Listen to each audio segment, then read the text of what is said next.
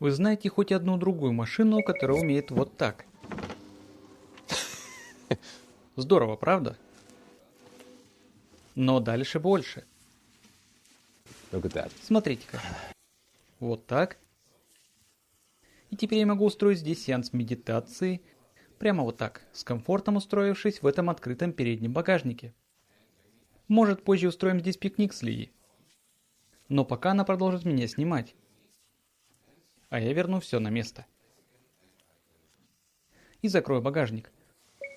Тоже весьма эффектным для Lucid Gravity способом. Это очень необычный электромобиль. Кроссовер, минивэн-кроссовер или кроссовер-минивэн. Он огромный, и здесь установлена очень большая батарея. Каков он в плане реальной эффективности и запаса хода? Мы все это для вас протестируем. И как он едет, что там внутри.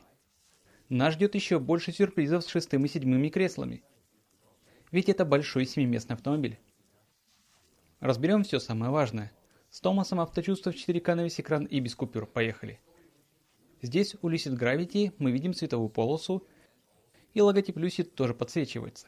Американская компания. Указатели поворота расположены вертикально, в нижней части это выглядит весьма эффектно. Что касается профиля, как я и говорил, машина очень длинная. 5 метров и 3 сантиметра. И посмотрите на эти колеса. Бывают разные размеры, но здесь самые большие. 22 дюйма спереди, и поскольку они разноширокие, 23 дюйма сзади. При этом ширина шин не зависит от выбранного диаметра дисков. Да, задние всегда больше, 285 мм сзади и 265 спереди. Базовый вариант это 20 спереди и 21 сзади. Затем идут 21 и 22, но в топе вот эти 22 и 23. Ширина везде одинаковая. Тем не менее, расход энергии на этих колесах будет выше. Все из-за аэродинамики, из-за вот этих больших отверстий. Будь здесь аэродинамические диски, разница была бы не такой существенной. И вот тут заметно, что форма кузова напоминает минивэн.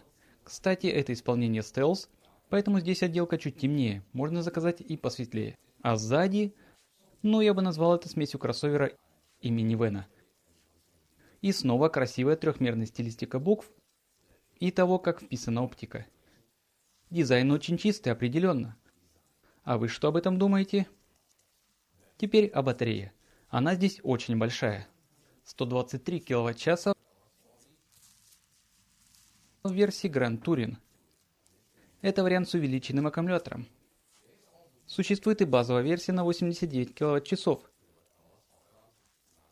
Однако, учитывая габариты машины, расход вряд ли будет низким.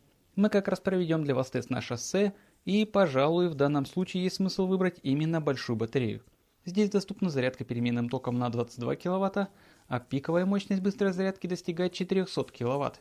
Зарядить машину с 10 до 80% можно примерно за 23-24 минуты. Это, конечно, в идеальных условиях. Сама кривая зарядки тоже обещает быть отличной. Говорят, мощность в 200 кВт держится вплоть до 70% заряда. В общем, заряжается очень быстро. Батарея огромная, и сегодня мы проверим ее на трассе. Проедем на скорости 100 и 120 км в час, чтобы понять, какой реальный запас хода получится выжать. Ну и, конечно, замерим ускорение и проверим машину в извилистых поворотах. Потому что эта машина, я имею в виду, только посмотрите на нее. По сути, это 7-местный семейный автомобиль. И при этом в версии Grand Touring, он разгоняется до сотни за 3,6 секунды. Это будет действительно захватывающе. Но прежде чем мы перейдем к интерьеру, еще один интересный технический аспект. В базе здесь идет однокамерная пневмоподвеска, в качестве опции трехкамерная, и она уже идет вместе с системой управления задней осью. В этом случае задние колеса могут поворачиваться до 3 градусов в противоположную от передних сторону. Это очень помогает маневрировать на таком огромном автомобиле в поворотах, при парковке и так далее. Это Лия, и вы заметили, что Томас упустил две крутые фишки в переднем багажнике? Давайте покажу. Туговато нажимается, да? Да, и правда. Итак, во-первых, вот здесь розетка. Можно зарядить телефон или даже высушить волосы феном. А вторая фишка. Томас, передай мне, пожалуйста. Спасибо. Подстаканники. А что, милая деталь, правда? На самом деле они тут не только с одной стороны. Да, со второй тоже есть. Действительно здорово. Ну и как тебе там, удобно? Да, очень удобно, точно. А вот еще одна кнопка, чтобы все закрыть. Удерживаем и...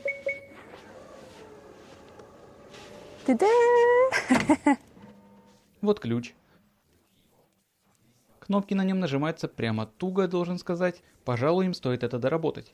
А когда я открываю машину или просто подхожу к ней, дверные ручки выезжают вот так. Ну, они немного люфтят. Скажем так. Не самый идеальный вариант. И здесь у нас доводчики, вот так. Зазоры, кстати, здесь спереди выглядят нормально. Но есть места... Вот, например, здесь. Видите, как панели наезжают друг на друга? Те самые знаменитые шпальтмассы. Зазоры по-немецки. Тут еще есть над чем поработать. Зато здесь уже в базе двойное остекление спереди. На самом деле оно на всех окнах, так что внутри очень тихо. И уже сейчас могу сказать, на трассе будет отличная шумоизоляция. Передние двери открываются очень широко. Сверху качественный кожзам, под ним тоже мягко. Тканевая вставка в приятной цветовой гамме и матовое дерево. Сделано все очень мило, знаете ли. Обычные кнопки стеклоподъемников, внутренняя часть двери полностью обтянута кожзамом. Молодцы. Единственное, что мне не особо нравится, вот эта ручка открывания двери изнутри. Зачем было делать именно так? Ощущается как-то странно. Зато выглядит аккуратно. Да, выглядит чисто, но штука в том, что сама дверь по качеству сборки и материалам просто идеальна. Думаешь, боже, как круто! Это матовое дерево, серые тона, а потом хочешь выйти из машины и... Что? Ну зачем? К тому же это пластик не ощущается как премиум. Да, это как-то не вяжется с общим качеством сборки, скажем так. А вот накладка на пороге — это исполнение Мохав. Вообще, это очень красивый вариант отделки интерьера. Руль здесь приплюснутый сверху и снизу, кнопки на нем емкостные. Не самый мой любимый вариант, но нижние все же прожимаются физически. Вот эта кнопка внизу справа, например, для избранного. А кресло — это тоже высококачественный кожзам. В качестве опции можно заказать и натуральную кожу. Но эти по качеству сборки очень хороши, мягкие и добротные. Вот здесь в районе подушки можно немного увеличить длину. Все регулировки электрические, сидеть очень комфортно. Так что я могу смело рекомендовать именно этот вариант отделки. Двигаться вперед-назад, само собой, электроприводом. Есть поясничная поддержка, вот эта задняя часть за нее отвечает. И доступен массаж с разными режимами. Перекаты, расслабление, волна, растяжка и глубокий. И два подрежима для каждого. О, расслабление. Не уверен, слышно ли это через микрофон, но тут есть вибрация. Прямо вот так. О, вот это оно. Аж мурашки по коже в хорошем смысле. Это безумие. Кажется, такой массаж реально расслабляет глубокие ткани. Ого. Поразительно. Просто обычно функция массажа — это когда поясничный подпор просто ездит туда-сюда. И в этом, мало смысла. Но здесь, за счет этой вибрации, напряжение в мышцах действительно уходит. Ух, прямо до мурашек. Это нечто. И другие режимы вроде волны, чувствуется, что это не просто валик в спинке. Ощущение, будто там отдельные точки.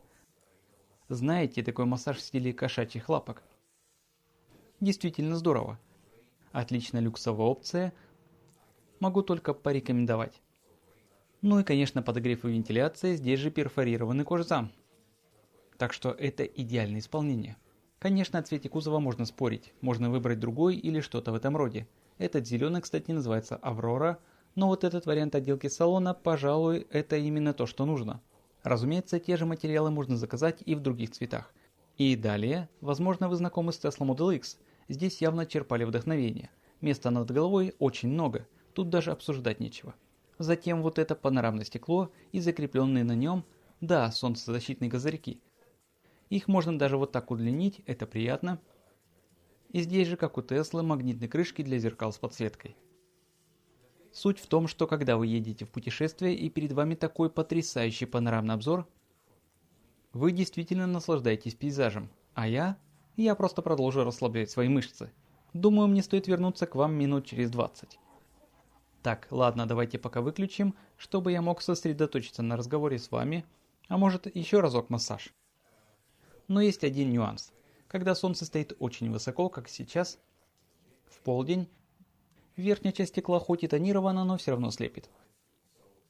Поэтому я бы рекомендовал водить эту машину в спортивных солнечных очках, которые плотно прилегают к глазам и полностью закрывают обзор. Эту машину нужно водить в очках. Тогда все в порядке, но я просто обязан был об этом упомянуть. Зато как здесь все необычно. Можно, конечно, спорить, так ли уж необходимо было делать именно так. Но этот автомобиль определенно выделяется. Некоторые вещи здесь возможно чересчур, но они все равно интересны. И вот здесь покрытие из микрофибры с особым узором. Посмотрите, насколько глубокая здесь и мягкая подложка. Действительно очень хорошо сделано. Отделка деревом, мне очень нравится этот вариант. Кажется, будто здесь нет бардачка, но он есть. Нужно просто одно короткое нажатие, вот так. Его, кстати, можно назначить на кнопку быстрого доступа. Откидывается плавно, внутри есть немного места. Центральная консоль тоже очень интересная. Подлокотник достаточно мягкий. Под ним ниша с разъемами USB-C. Эту панель можно сдвинуть вперед, и тогда откроются подстаканники. Они очень плотные, но адаптивные. А потом можно сдвинуть всю эту конструкцию еще дальше и... Только посмотрите на это. Тут в этой нише можно почти руку по плечу потерять. Просто безумие. Ну и конечно все это можно вернуть на место. А что по физическим органам управления? Есть вот такой ролик для регулировки громкости. И, к счастью, физический блок управления температурой прямо здесь. Так что этим легко управлять в движении. А вот эта часть полностью отвечает за массаж. Ниже расположен вот этот экран, где можно менять основные настройки.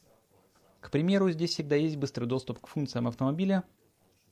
Можно выбрать режимы вождения, хотя их также можно назначить на кнопку на руле. Управление климатом можно и через экран, но я бы всегда советовал пользоваться физическими переключателями в нижней части. А вот здесь у нас карта. Прекрасный остров Майорка. Потрясающее место в Средиземном море. Версия софта сейчас 3.4.4. Я слышал, что начиная с версии 3.5 должен появиться Apple CarPlay. Сейчас мы не можем его показать, но они явно планируют добавить его с обновлением. Будет интересно взглянуть. Также будет любопытно, добавить ли они быстрый доступ. Ну, вот сюда. К ассистентам вождения и функциям безопасности. Потому что сейчас, чтобы их отключить, нужно заходить в меню, а я бы хотел видеть их в горячих клавишах. Говорят, это тоже в планах, чтобы можно было нажать кнопку и, например, быстро выключить этот обязательный в ES зуммер превышения скорости. Затем верхний блок. Это цифровая приборная панель, где видна скорость. Левая часть тоже сенсорная. Там можно настроить счетчик пути и прочее, хотя управлять этим можно и с руля левой кнопкой. Это такой слайдер, но, пожалуй, не самый практичный вариант. В общем, слева тоже тачскрин. И вот здесь у меня еще один сенсорный экран. Иногда задаешься вопросом. Ладно. Тут карта и тут карта. Какой пользоваться? Зависит от ситуации. Это больше в поле зрения. А здесь можно выбрать и запустить видео, и тогда... Массаж включился. Посмотрите, какая классная анимация. Понятно, что это не вещь первой необходимости, но выглядит круто. Слышны волны. И очень здорово сделано то, как верхний экран взаимодействует с нижним. По ним проходит общая анимация. Тут и звук есть. Можно расслабиться, пока стоишь на зарядке. В общем, потенциал экрана используется на полную. Классно же, правда? Почему бы и нет? А еще тут есть другие режимы. Благополучие, созерцание звезд, давайте взглянем. Черпайте вдохновение и почувствуйте связь со Вселенной. Сейчас вы находитесь в Gravity. Сделайте вдох и представьте перед собой яркую сияющую звезду. Уникальную, мощную, прекрасную и мудрую. Совсем как вы. О, большое спасибо. Сделайте глубокий вдох прямо до самого низа живота. И с выдохом отдаляйтесь от звезды. С каждым выдохом улетайте все дальше, замечая другие звезды вокруг. Медитация с месье, да. Релакс-йога с Томасом. Да уж, тут есть что поизучать. Опять же можно сказать, что это чересчур.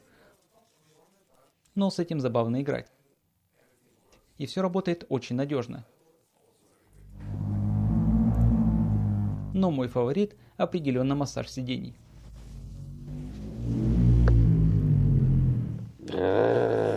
Не уверен, слышно ли это в микрофон, но это снова та самая вибрация. Скоро увидимся уже в движении. Эх, вот эта вещь. Теперь про багажник. Потому что здесь есть действительно эффектные решения, которых я раньше в таком исполнении не видел. Итак, вот обычная длина багажника.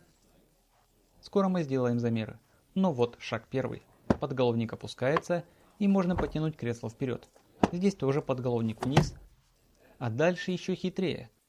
Вот эту панель я могу поднять и убрать. И под ней, к примеру, лежит зарядный кабель. Его также можно хранить в переднем багажнике, если вы не планируете использовать его как место для пикника. И затем вот эти части тоже нужно убрать, потому что тогда освободится место, чтобы сложить кресло переднего ряда вровень с полом. Это очень необычно. Эта деталь, кстати, так и норовит отвалиться. Так что за ней нужно приглядывать. Так, теперь прижимаем это вниз. И вот эта площадка уже почти ровная.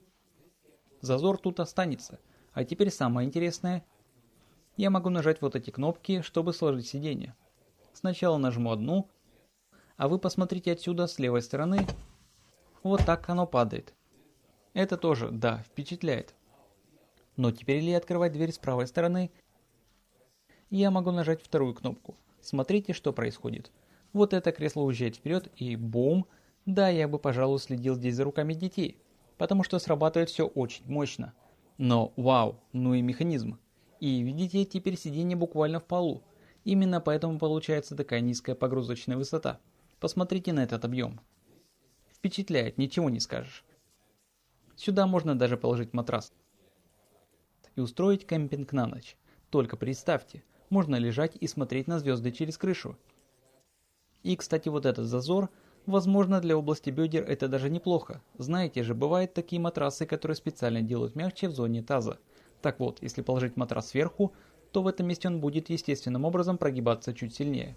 Так что, возможно, это даже удачное решение. А теперь давайте все это замерим. Итак, обычная длина багажника 70 см. Максимальная высота вот здесь составляет чуть меньше 90 см. Поразительно. И это возможно как раз благодаря тому, что кресло уходит глубоко вниз. Ну и как вы, наверное, уже ожидали, вот, всей длины рулетки не хватает. Тут полные 2 метра. И даже больше. Получается где-то 2 метра 30 сантиметров. Ого! Это просто безумие. Ширина здесь, кстати, чуть больше 1 метра 10 сантиметров. Невероятно. И теперь, когда вы захотите вернуть все на место... О, кстати, тут вот еще есть боковые фиксаторы. В общем, когда захотите все восстановить, нужно просто повторить процесс. Вот так. И вот так. Вот так они поднимаются. Затем тянете за эти, на самом деле не так уж и сложно. Вот так и оп. Ага, вот так. И вот ваш третий ряд снова готов. Теперь второй ряд. Тут уже чуть похитрее. Так, здесь нужно потянуть вверх, и это требует, изрядной силы на самом деле. Вот так. И здесь снова можно оценить этот механизм, как все это уходит прямо в пол. Весьма умное инженерное решение. Ну и вот так. На самом деле самое сложное это с другой стороны. Там нужно приложить немало силы. И хотя на улице все еще довольно холодно, я уже снял куртку, потому что для меня это утренняя тренировка. Я уже проделывал все это для рилсов, для вертикального формата, а Лия просто наслаждается процессом съемки. Оп, готово. Тренировка Томаса на сегодня окончена. Это было непросто, тяжеловато, да. И учтите, что мы снимаем длинный обзор на английском, длинный на немецком, а потом еще вертикальный формат на обоих языках. А из вертикального делаем и совсем короткий, и подлиннее. Так что, по сути, все, что вы сейчас видели, я повторяю, кажется, раз 5. 6. 5 или 6 раз. 5 или 6 раз. Я уже сбился. Точнее, не то чтобы перестал считать, но в этом-то и дело. Когда попадается такая машина, где столько всего нужно изучить, второй и третий ряд, багажник и все эти крутые фишки, для меня это самая трудоемкая часть работы. Тут недавно были забавные комментарии в духе: «О, этот парень сделал карьеру на замере багажников». И знаете, похоже, цель в жизни достигнута. Я могу зарабатывать на жизнь, измеряя багажники автомобилей. Я бы и не подумал, что так выйдет, когда рос в нашей маленькой сельской общине. Знаете, в жизни иногда случаются забавные вещи. Благодаря вам я могу профессионально измерять багажники. Да, и кстати, чтобы снова попасть на третий ряд, нажимаем вот эту кнопку. Ой, оно прямо падает вперед. И послушайте. А моторы-то довольно шумные на самом деле. И теперь можно пройти на третий ряд. И вот вопрос. Смогу ли я? Я могу немного сдвинуть это кресло вперед. Но получится ли у меня там сесть сзади? Может, я смогу? О, смотрите-ка, это реально возможно. Детям точно понравится. К счастью, у меня чистая обувь. Так, и... Здесь действительно может сесть высокий взрослый. Впритык, но это возможно. В том числе и по месту над головой. Так что это действительно полноценный семиместный автомобиль, который может вместить 7 высоких взрослых. Это реально, и тут сзади даже не слишком дискомфортно. Есть подстаканники и все такое. А еще отсюда видно панорамную крышу. Удивительно, но оно работает. И здесь можно немного отрегулировать угол наклона спинки. Вот так, подать ее назад. Ничего себе, я, честно говоря, впечатлен. И пара особенностей второго ряда. Во-первых, здесь тоже двойные стекла. Во-вторых, дверь открывается на 90 градусов. Это отлично и для посадки, высадки, и, конечно, если вам нужно установить детские кресла. Далее здесь все обтянуто кожзамом, тканевая вставка, красивое матовое дерево. И весь интерьер, даже внутренняя часть двери полностью в кожзаме. Именно так все и должно быть в автомобиле подобного премиум-класса. Еще здесь можно вручную изменить наклон спинки. Правда, рычаг выглядит не самым дорогим, это, пожалуй, необычное. Это, пожалуй, небольшое разочарование. Но опять же отличная обивка из кожзама, приятное качество, очень мягко, крепление изофикс по краям. А еще, посмотрите, какое здесь огромное среднее место, какая ширина. Так что здесь можно без проблем усесться и посередине. Пожалуй, это одно из самых широких центральных сидений, что я видел. Разве что спинка тут самая малость жестковата по сравнению с боковыми местами. Можно откинуть вот эту часть, тут подстаканники, но они не адаптивные, должен это отметить. Посмотрим, сколько места остается за мной, когда я за рулем. Запаса для ног все еще очень много. Здесь же в центральной части есть отдельный блок климат-контроля с цифровым управлением. К примеру, здесь же включается подогрев сидений. Пол абсолютно ровный, и есть еще две фишки. Во-первых, вот такая электрическая шторка. Всегда приятная опция. Чтобы убрать, достаточно нажать кнопку стеклоподъемника вниз. Кстати, давайте глянем, насколько низко опускается само стекло. И это все. Оно опускается не так уж сильно. Но для детей это, пожалуй, даже к лучшему. А говоря о детях, здесь есть столик. И он, как видите, расположен довольно низко. Так что мне приходится разводить колени в стороны. Но это на самом деле очень удобно для работы. Если у вас есть время, скажем, на зарядке, можно пересесть назад и поработать за ноутбуком. Механизм очень устойчивый, и в этом есть как плюсы, так и минусы. Эти петли, их здесь две, поэтому столик стоит жестко. Но именно из-за того, что их две, нужно быть осторожным с детьми, чтобы ничего такого не случилось. Это, так сказать, пальцы-дробилка для детей. Так что если возите сзади детей, в сложенном виде он спрятан здесь. Его нужно вот так доставать, но стоит объяснить им, что совать пальцы вот сюда не нужно. С другой стороны, решение очень надежное. Иногда такие столики крепят на одной петле, и они все время болтаются. Так что тут и плюсы, и минусы. Но места над головой здесь тоже полно. Никаких проблем, ехать сзади очень комфортно и приятно. Настоящий автомобиль для путешествий.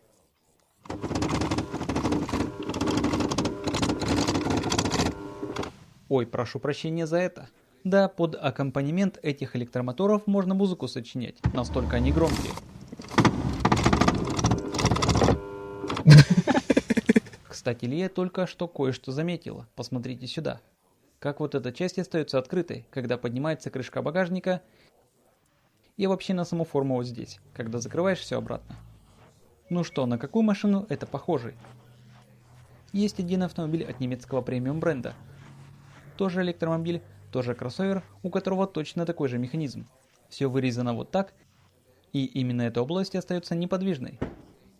И я сразу понял, что Ли имеет в виду. Так что напишите мне в комментариях, какую машину вам напоминает эта деталь, когда багажник открывается и закрывается. Пишите в комментариях, и мы это обсудим. Итак, режим спринт.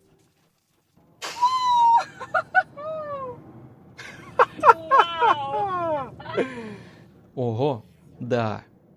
Я имею в виду, это огромный, просто огромный автомобиль. И он разгоняется как спорткар. По паспорту 3,6 секунды до сотни. И честно, ты этого вообще не ожидаешь. Совсем. Можно вернуться в режим смуз для большего комфорта. И как вы слышали, лиометр определенно зашкалил. Мы начнем с автомагистрали. Здесь установлена трехкамерная пневмоподвеска. Это максимально комфортный вариант из возможных. Также есть подруливающая задняя ось, она очень помогает при парковке и маневрировании. Однако не забывайте, что у нас 22-дюймовые колеса спереди и 23-дюймовые сзади, как я показывал в начале. Это, конечно, делает ход чуть жестче. Тут уж как посмотреть. Если хотите еще больше комфорта, лучше выбрать колеса поменьше. В машине очень тихо, могу сказать уже сейчас. У нас двойное остекление спереди и сзади. Отработаем тормозами перед поворотом. А этот руль определенно в стиле Формулы-1. Но хорошо то, что из-за его приплюснутой формы, хоть это и непривычно, как и сам автомобиль, открывается отличный вид на приборы, спидометр и все остальное. В этом есть свои плюсы. И ногам свободнее, когда я опускаю руль чуть ниже. Здесь на круговом движении это очень кстати. Иногда нужно резкое мгновенное ускорение, чтобы быстро встроиться в поток или выехать с круга. Вот так и мы на выезде. Все очень плавно и невероятно тихо. Круто. Скоро мы выйдем на трассу. Пойдем с постоянной скоростью и замерим эффективность. О рекуперативном торможении. Между режимами есть существенная разница. И очень важный момент. Это встречается почти во всех электрокарах, кроме ранних Tesla. Позже они это изменили, но Lucid, видимо, нет. Когда рекуперация выключена, off, машина идет накатом, если отпустить газ. Но когда вы нажимаете на тормоз, рекуперация не включается. В режиме стандарт при отпускании газа идет заметный и довольно сильный рекуперативный подзаряд. В режиме high он еще мощнее и замедляет машину до полной остановки. Это настоящий режим одной педали. В данном случае я обоставил стандарт, чтобы не слишком утомлять пассажиров, но при этом сохранять энергию. Я немного разочарован тем, что рекуперация не срабатывает при нажатии на педаль тормоза, так как в этом случае очевидно используются только обычные фрикционные тормоза. Да, это интересный момент. Теперь идем ровно по трассе 100 км в час. Давайте перестроимся. Довольно шустро. Рулевое управление кажется немного непоследовательным. Я бы сказал. Ощущается слегка неестественно. В том смысле, что отклик не всегда одинаков на разных углах поворота. Понимаете? Думаю, им стоит еще поработать над настройками обратной связи. На 100 км в час здесь супер тихо. Такое чувство, будто мы стоим на месте. Снаружи не слышно вообще ничего. Совсем. А ведь асфальт здесь на Майорке довольно грубый. Но шума качения колес нет вообще. Поразительно. Теперь активируем адаптивный круиз-контроль системы удержания в полосе. Посмотрим, насколько плавно он работает. Да, есть небольшие подруливания. Трасса уходит в плавный правый изгиб, затем снова влево. Посмотрим, насколько мягко он справится. Пока все отлично. Дистанцию до впереди идущей машины держит уверенно. И, кстати, если захочу подправить температуру, это легко сделать прямо на ходу вот так. Я очень рад, что здесь оставили физические переключатели. В боковых зеркалах работают датчики слепых зон. Сейчас нас кто-то обгоняет, довольно громкий мотоцикл, а мы внутри вообще ничего не слышим. Кстати, панорамное стекло спереди. В движении это с одной стороны очень круто. Для путешествий, для созерцания пейзажей это прекрасно. Единственный нюанс, когда солнце стоит совсем высоко.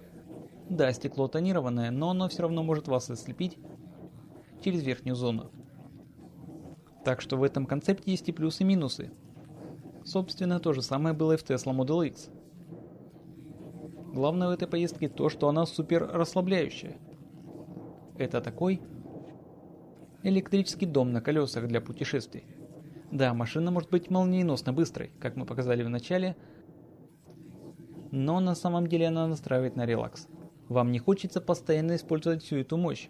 Просто, кстати, круиз-контроль можно отключить и вот так, коротким нажатием на тормоз, да. Эта машина буквально говорит вам: давай отправимся в дальнюю поездку, насладимся пневмоподвеской, тишиной и просто расслабимся, глядя на мир через панораму. Я вполне могу представить ее в американском роуд-трипе. Если, конечно, там будут зарядки. Знаете, в Штатах это вечная проблема, если у вас не Тесла. Где следующая станция? В этом плане Европа сделала гораздо больше для развития нетесловской инфраструктуры. Но с другой стороны, сейчас в США все больше производителей начинают использовать все Тесла. Так что если у вас электрокар другой марки в Штатах, поделитесь с нами своим опытом. Перестроение происходит настолько плавно, что иногда даже не замечаешь маневра, потому что в машине очень тихо, и это здорово. Расслабление и тишина – вот ключевые элементы этого автомобиля.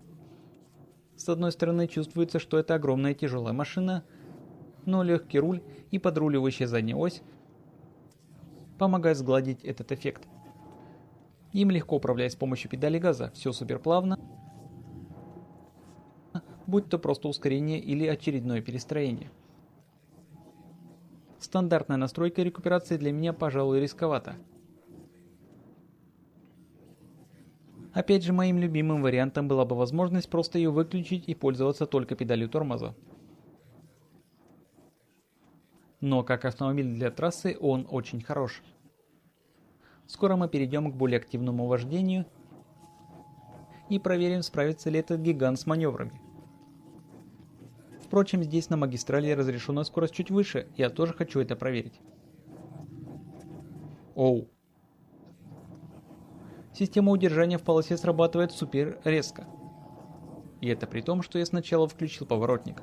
Ее можно отключить, но пока для этого нет удобных горячих клавиш. То же самое с этим зуммером, обязательным въезд с предупреждением скорости. Его пока не так-то просто выключить. Они планируют добавить это на кнопку на руле, чтобы можно было все быстро менять. Кстати, дополнительный мониторинг слепых зон через камеру на приборной панели штука полезная. По сути, мы это уже видели у Hyundai, Kia и Genesis. Хорошая функция – иметь такое предупреждение прямо перед глазами.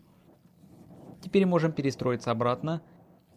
Видите, обзор в боковое зеркало здесь тоже хороший. Да и назад видно вполне прилично. Немного перекрыто, но не критично. И снова на трассе идеальная тишина, ехать одно удовольствие. Сегодня тут плотный поток. Кажется, левая полоса сейчас закончится. Нужно быть аккуратнее. Знаете, особенно водители коммерческого транспорта, они такие: о, использую последний шанс, да? И вот из-за этого как раз возникают подобные ситуации. Лия, похоже, тоже очень расслаблена. Да, Так что мы можем отправиться в очень долгое путешествие, и она, пожалуй, сможет даже поспать. Или просто любоваться видом через панораму. Кстати, если использовать солнцезащитную шторку, да, честно говоря, толку от нее мало. Так что это автомобиль, в котором солнечные очки просто обязательны. В общем, только для очень крутых парней, понимаете? Да, как-то так. И эта система предотвращения съезда с дороги, она снова реагирует очень-очень чувствительно. С педали газа нужно быть предельно нежным, потому что стоит ее приотпустить, сразу начинается жесткая рекуперация даже в стандартном режиме. Это определенно стоит учитывать. Ну а теперь мы можем разогнаться до 120 км в час, как только разрешат. Это около 70-75 миль в час, и мы проведем для вас тест на эффективность. А вот открывается другая полоса, отлично. Это максимальная скорость, разрешенная сегодня на острове. Позже мы сможем провести тест и на немецком автобане, например. И вот сейчас около 120 км в час, и ничего не меняется, понимаете? Иногда в других машинах на этой скорости все меняется кардинально, но здесь будто ничего и не произошло. Пожалуй, это один из самых тихих автомобилей, на которых я когда-либо ездил. По крайней мере, на такой скорости. Кажется, по уровню изоляции от внешних шумов он даже превосходит Mercedes S-класса. Это что-то невероятное, снаружи не доносится абсолютно ничего. Весьма впечатляет. А теперь немного активной езды. Переключить в режим Swift, стриж, потому что здесь на иконке как раз нарисован крутой поворот. А какой режим для Свифти, фанатов Тейлор Свифт? О, для Свифти, точно. Поехали. Мне нужно постоянно следить за велосипедистами. Здесь на Майорке их очень много. Но зато тут есть и повороты. Знаете, на низких скоростях задняя ось подруливает до 3 градусов в противоположную сторону. Это особенно помогает при парковке и маневрировании. Конечно, мне не терпится скоро слушать мнение Лии. Я слежу за выражением ее лица. Все еще ей хорошо или уже не очень. Да, увидим после пары виражей. Машина тяжелая, машина большая. Посмотрите, какой вид снаружи. Это мыс Форментор, северо-восточная конечность острова Майорка. Потрясающие пейзажи. И панорамное лобовое здесь как нельзя кстати. Но да, как я и говорил, рулевому управлению не хватает естественности в том, как оно реагирует на разных углах поворота. Вы кожей чувствуете, что управляете чем-то огромным и тяжелым. Низкий центр тяжести и быстрое ускорение не могут просто взять и растворить этот вес. На трассе, как я уже сказал, это отличный крейсер для прямой дороги. Но здесь с позиции водителя, скажем так, это нормально. Но это не та машина, которую покупают ради удовольствия от вождения, понимаете? Впрочем, глядя на нее снаружи, этого и не ждешь. На мой взгляд, рулю не хватает точности. Вес и габариты слишком велики. И машина не совсем оптимизирована для агрессивной езды, хотя, надо признать, с помощью технологий пневмоподвески и подруливающей задней оси они постарались выжать из нее максимум. Из плюсов, на этих узких дорогах у меня отличный обзор, и я все прекрасно вижу, а это важный аспект безопасности. Илья выглядит не очень довольной. Я бы сказала, я в порядке, все хорошо, но, по-моему, эта машина больше для прямых автобанов. Да, особенно для пассажира, согласен. Для короткой поездки по серпантинам сойдет, но да. Что ж, Ли бывало и хуже, но бывало и лучше, скажем так. И я того же мнения, понимаете? Есть машины, которые управляются в поворотах уже этой, но определенно есть и те, что справляются лучше. Учитывая габариты, все вполне достойно. Но чувствуется, что это не главная дисциплина данного автомобиля. Остановимся на этом. И снова посмотрите, наверху становится довольно ветрено. Это заметно даже по одежде велосипедистов. А в машине этого ветра не слышно вообще. Мне интересно, как она себя покажет на трассе. Сегодня мы могли разогнаться максимум до 120 км в час, это около 75 миль в час. И мне любопытно, сохранится ли такая тишина на действительно высоких скоростях. Проверим это, когда машина окажется у нас в Германии. Что здесь действительно хорошо, так это выход из поворотов. Благодаря избытку мощности вы буквально выстреливаете из виража без малейших усилий. Но всегда нужно помнить о пассажирах. Раз под педалью такой запас сил, с газом нужно обращаться очень нежно, чтобы лишний раз не подвергать их стрессу. Если вы вдруг поймали себя на мысли: «Эй, то, что я вижу, дизайн, интерьер, драйв — это круто, но я хочу от Lucid что-то поменьше», то у меня есть новости. Компания только что объявила о планах масштабных инвестиций в среднеразмерный сегмент, чтобы выпустить более доступные и компактные модели. Цена, эффективность, реальный запас хода и для чего вообще нужна эта машина. Во-первых, прайс в Европе начинается чуть ниже 100 тысяч евро за версию с малой батареей. Версия с большой батареей, как у нас, уже дороже. От 117 тысяч евро. Однако конкретно этот автомобиль со всеми опциями стоит почти 150 тысяч евро. Цены в США выглядят поприятнее. От 80 тысяч долларов или 95 тысяч за Grand Touring с большой батареей. Но не забывайте, что американские цены всегда указываются без учета налогов. Теперь тест на эффективность. Я как раз сверяюсь с телефоном. Мы ехали по трассе со скоростью 100 км в час с учетом перепадов высот. Получилось около 23 кВт-часов на 100 км. Для такой большой батареи это означает запас хода в 540 км. При 120 км в час это уже ближе к скоростям на немецких автобанах, хотя там ездят и быстрее. Расход составил 27 кВт-часов на 100 км. В таком режиме реальный запас хода составит 450 км. Это огромный автомобиль. Есть электрокары и поэффективнее. К тому же у нас стоят самые большие диски. 22 дюйма спереди и 23 сзади. Ширина шин одинаковая, но такие огромные катки, конечно, сильно влияют на аэродинамику. Все-таки приходится перемещать в пространстве массивный объект с большой площадью фронтального сопротивления. Итак, здесь большая батарея. Это не самый экономичный электромобиль на рынке. Но благодаря емкости вы все равно можете смело отправляться в дальние поездки. К тому же он экстремально быстро заряжается. Как я и говорил, с 10 до 80% примерно за 23-24 минуты. Базовая батарея может быть интересна разве что из-за особенностей налогообложения в вашей стране. В остальном же для такой машины большая батарея имеет больше смысла. С ней вы получаете действительно достойный запас хода. Здесь есть пневмоподвеска, подруливающая задняя ось, и, по крайней мере на тех скоростях, что мы ехали сегодня, в салоне очень тихо. Посмотрим, как он проявит себя на более высоких скоростях в Германии. Качество сборки интерьера просто поразительное, это несомненный плюс.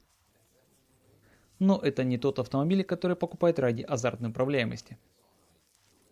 Посмотрите на него, это скорее семейный вэн. Его стихия – прямые дороги, тишина и расслабленная езда. Главная проблема в том, найдут ли они достаточно покупателей, готовых платить такие деньги. Особенно в Европе, где есть более доступные альтернативы. Да, возможно, они меньше, но со своими задачами справляются. Что неоспоримо, так это универсальность Gravity. Возможность спрятать третий ряд в пол и мгновенно превратить машину в семиместную, в этом ее главная сила. А что вы думаете о Lucid Gravity? Напишите в комментариях и посмотрите наши обзоры других больших электрокаров.